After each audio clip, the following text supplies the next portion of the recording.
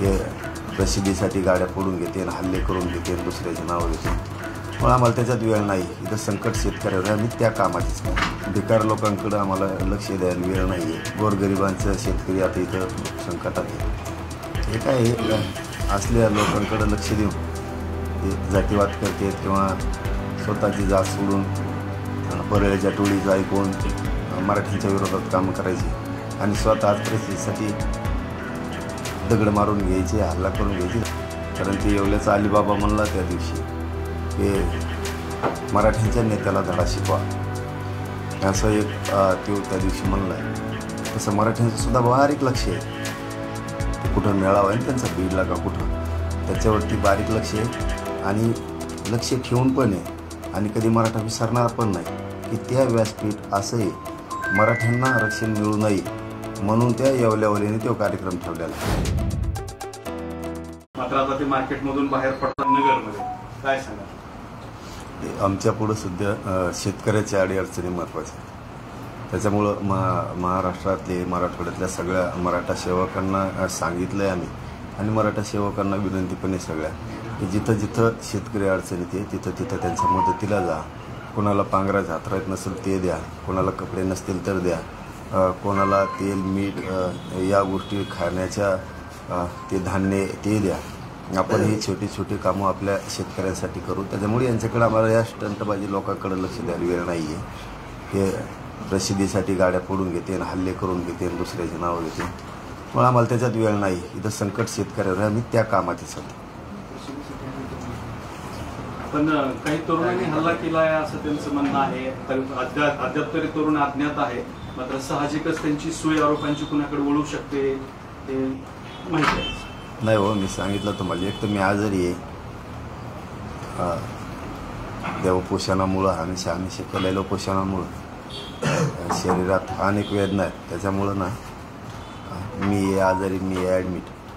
त्यामुळं मला बोलायला जास्तीचा हे होतं. पण मला ते लक्षच नाही द्यायचं ते असल्या लोकांकडे आणि विचारू पण नका ते असल्या बेकार लोकांकडं आम्हाला लक्ष द्यायला वेळ नाही आहे. गोरगरिबांचं शेतकरी आता इथं संकटात आहे.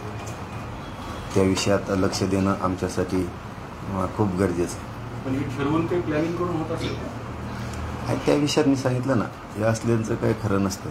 आम्हाला इथं आता शेतकरी संकटात आहे ते बघायचं आहे, आरक्षणाचा विषय ते बघायचा आहे. हे काय असल्या लोकांकडं लक्ष देऊन ते जातीवाद करतात किंवा स्वतःची जात सोडून परळ्याच्या टोळीचं ऐकून मराठ्यांच्या विरोधात कामं करायची आणि स्वतः परिस्थितीसाठी दगड मारून घ्यायचे, हल्ला करून घ्यायची. तर कोणाला ते काढणार आहे त्याबद्दल काय प्रतिक्रिया आहे? त्याच्यामध्ये भुजबळ, त्यानंतर धनंजय मुंडे आणि सगळे ओबीसी नेते एकत्र येतात.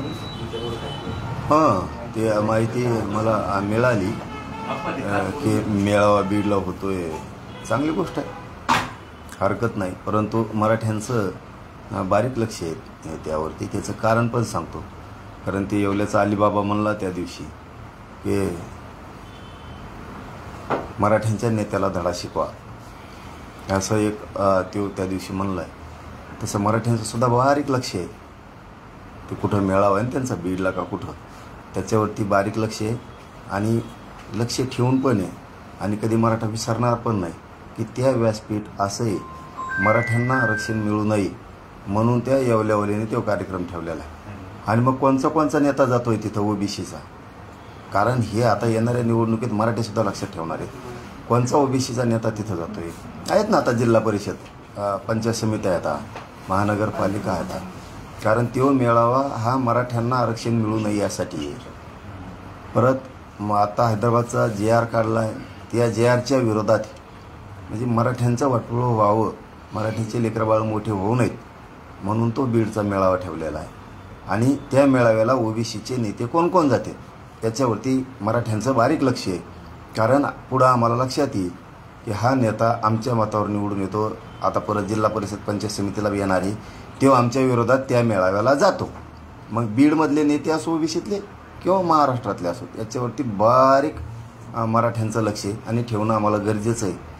मग तो मराठ्यांना आरक्षण मिळू नये म्हणून जर बीडला मेळावा होणार असला आणि त्याच्यात बीड जिल्ह्यातले ओबीसीचे नेते किंवा महाराष्ट्रातले ओबीसी नेते जर जाणार असले तर ह्यो मराठ्यांसाठी खूप सावध होण्याचा विषय आहे.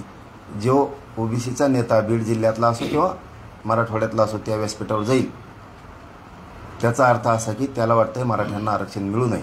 त्याच्यामुळं तो कुणाला तिकीट देईल त्याच्यानंतर त्याच्यावरती सुद्धा मराठ्यांना बारीक लक्ष ठेवू नये की तुझा नेता आमच्या विरोधात मराठ्यांना आरक्षण मिळू नये म्हणून त्या अलिबाबाच्या येवलेवाल्याच्या व्यासपीठावर जातो आणि इकडं जिल्हा परिषद पंचायत समितीला नगरपालिकेला मतदान पण कर म्हणतो.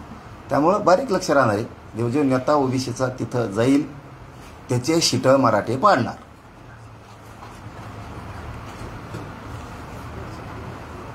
पाठीला धमकीवाला इशाराच म्हणायचा त्यांनी नाही दिला का? मग त्या येवलेवाल्यांना नाही दिला का? मी आधी दिला का? तेव्हा म्हणलं का नाही जे जे मराठा आरक्षणाला मराठ्याचे नेते साथ देतील त्यांना धडा शिकवा. अलिबाबा म्हणला येवल्याचा.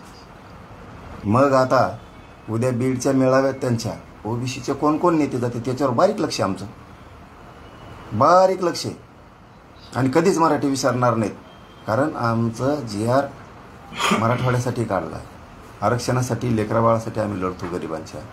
आणि त्यो मेळावे घेतो मराठ्यांना आरक्षण मिळू नये म्हणून. मग आम्ही लक्ष ठेवणारच ना.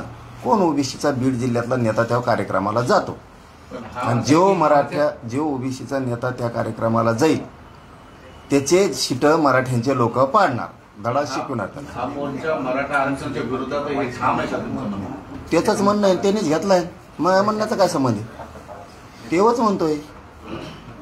नाही मग असं आहे की तुम्ही म्हणता तिकडे कोण नेते गेल्यावर त्याच्यावर ठाम आहे, मग मराठा आंदोलनाला कोण नेते येतात त्यांनी ओबीसीवर लक्ष ठेवायचं आणि हेच करायचं का सगळ्यांनी?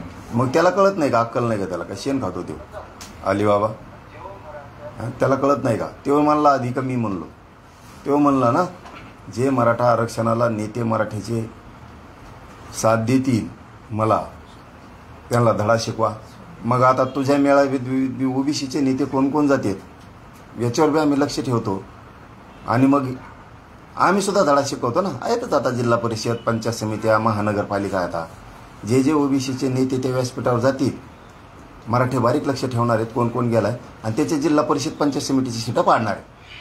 कारण ती आम्हाला आरक्षण मिळू नये म्हणून मेळावा आहे. तिथं जर ओबीसीचा नेता जातो म्हणजे बघा ना बीड जिल्ह्यातल्या ओबीसीच्या नेत्याला मराठ्यांचे मतं लागतील निवडून यार. आणि आरक्षणाच्या टायमाला त्याच्या व्यासपीठावर जातात. म्हणजे काय आम्ही काय बोळ्यान दूध पितो का मराठी? बीड जिल्ह्यातले असो मराठवाड्यातले असो किंवा महाराष्ट्रातले असो.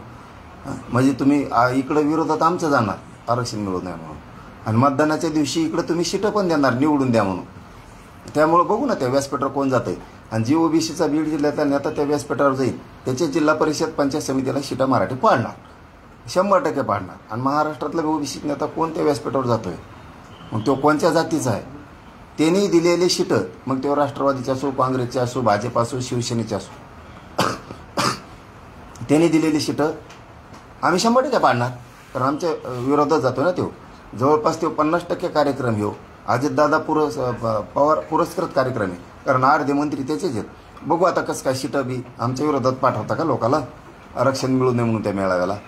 कोण कोण लोक पाठवतोय गावागावातले बी मराठी लक्ष ठेवणार आहे. कोणत्या कोणत्या जाती धर्माचे लोक जाते काय काय करते कसं कसं करते. मग निवडणुकीच्या टायमाला सुद्धा आपल्या विरोधात कोण कोण गेलतं त्याने त्याची सीटं पाडून टाकणार आहे. मी इकडं नाही जमत त्याला जायला येवल्यावाल्याला. धनगर बांधवाचं तिथं आंदोलन सुरू आहे. ते लेकरू जालन्यात बसून मारायला लागले उपोषण करून. तिथं एसटीतलं आरक्षण द्या म्हणाल त्याला वेळ नाही. इकडं बंजारा समाजाचं आंदोलन सुरू झालं तिथं वेळ नाही त्याला.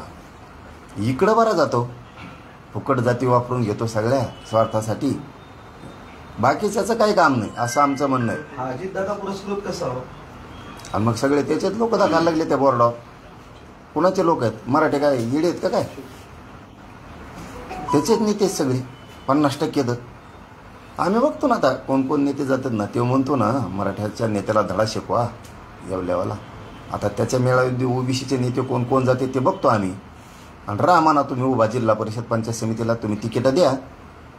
मग आम्ही बी सांगून त्या टायमाला ज्या वेळेस आम्हाला आमचा GR काढला हैदराबादचा आरक्षण मागत होतो त्यावेळेस येवल्यावाल्याने बीडला येवल्यावाल्याने मेळावा ठेवला त्या मेळाव्याला तू नेता म्हणून होता तिथं. मग आज कसं काय जिल्हा परिषद पंचायत समितीला नगरपालिकेला आम्हाला मतदान कर म्हणतो? उद्या बघतोच ना कोण कोण व्यासपीठावर आहेत. हां, बीड मतदारसंघातला कोणचा ओबीसीचा नेता जातो, परळी मतदारसंघातला कोणचा जातो ओबीसीचा नेता, कोण माजलगाव गेवराई मतदारसंघातला जातो, कोण आष्टीतला जातो, आष्टी पाटोद्यातला कोण ओबीसीत नेता जातो, मराठवाड्यातले ओबीसीचे नेते कोण कोण आहेत, महाराष्ट्रातले ओबीसीचे नेते त्याचं ऐकून मराठ्याच्या विरोधात कोण कोण उद्याच्या मेळाव्याला जातं हे बघतो ना आम्ही पण. आणि मग तू आता त्या मेळाव्यावरच्या जातो ना मराठ्याला आरक्षण देऊ नये म्हणून नेता ओबीसीचा, तू जिल्हा परिषद पंचायत समितीला मतदान मागायली आणि तो उभं केलेली सीटं बी कशी निवडून येतात बघतो आम्ही. गॅजेटच्या सर्टिफिकेटचं काय झालं पुढे? तुम्ही अल्टिमेटम दिला होता 17 सप्टेंबरचा. होईल, सगळं होईल. मराठवाड्यातले मराठे आरक्षणात जाणार. थोडं धीर धरा, सगळंच बोलणार नाहीये मी, होणार आणि मराठे जाणार सुद्धा, आणि पश्चिम महाराष्ट्रातले पण जाणार. सर्टिफिकेट निघाला की एखादं? सगळं होईल, मी काही सांगत नाही. समाजाला मी आतापर्यंत दिलंय, पुढेही देणार आहे, सगळं होईल. दसरा मेळाव्याचं काय परिवर्तन? शेतकरी खूप संकटात आहे, त्याच्यामुळं दसरा मेळावा जसा होईल तसा. मी मराठ्यांच्या सगळ्या पोरांना सांगितलं की शेतकरी संकटात आहे, त्यांच्या मदतीला जा, जास्त काम तिकडं करायचं आहे. जी मदत करता येईल ती. आपल्याला छोटासा बिस्किट पुडा देता आला शेतकऱ्याला तर द्या, आपल्याला मूठभर पायलीभर बाजरी ज्वारी देता आली तर त्याला द्या, त्याला तेलमीठ द्या, कपडे द्या, त्याला शाळेतलं पोरांसाठी दप्तर द्या. तुम्हाला जेवढं जितकं शक्य आहे 10-5 रुपयाचं ते द्या. कारण दसरा मेळावा शेतकरी खूप संकटात, आणि शेतकरी संकटात असताना सुद्धा आपण दसरा मेळावा त्याच्यासाठी ताकद लावायची हे काय बुद्धीला पटण्यासारखं नाही आहे. त्याच्यामुळं शेतकरी संकटात हे ज्याला शक्य आहे ते दसरा मेळावी. यावेळेस कोणालाही असं म्हणलं जाणार नाही की दसरा मेळाव्याला ताकदीनं या. 2000 लोक असू, 1000 असू, नाही तर 500 असू, परंपरा रद्द होणार नाही. कारण ती परंपरा आहे, दसरा मेळावा रद्द होणार नाही, परंपरा आहे. परंतु कुठंही आम्ही शेतकऱ्याला किंवा जनतेला दसरा मेळाव्याला या असं म्हणलेलो नाही.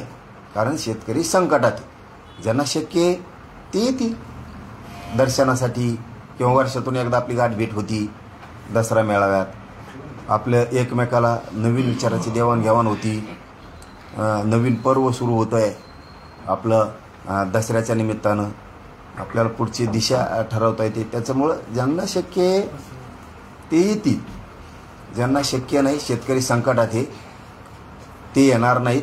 त्याच्यामुळं दसरा मेळावा जसा होईल तसा, पण दसरा मेळावा होणार आहे. दुसरीकडे पण दसरा मेळावे होतात बऱ्याच ठिकाणी, मुंबईला असेल, बीड जिल्ह्यात असेल, मोठी गर्दी वगैरे हे सगळे प्रकार होतात. त्याच्यामुळे सुद्धा शेतकऱ्यांवर बुर्धन पडेल असं वाटतं तुम्हाला? नाही, शेतकरी ते काय त्याचं आपल्याला काय देणं घेणं. कोण दसरा मेळावा मोठा घेतो लहान, आपल्या बुद्धीला पटलं ते आपण बोलतो. आपल्या गोरगरीब शेतकरी अडचणी ते संकटात आहे, त्याच्यामुळं ज्याला शक्य आहे ते दसऱ्याला नारायणगडावर येईन, ज्याला शक्य नाही ते येणार नाहीत. शेतकरी प्रचंड संकटात, आपण कुठंही करायचं. त्यामुळे यावेळेस एवढं वर्ष जसं होईल तसा होईल, छोटा मोठा. आणि ते त्याचं प्रश्न नाही, कोणाला घ्यायचं आणि कोणाला दसरा मेळावा घ्यायचा नाही घ्यायचा, त्याचा प्रश्न आहे. आमचा असा छोटा मोठा होणार.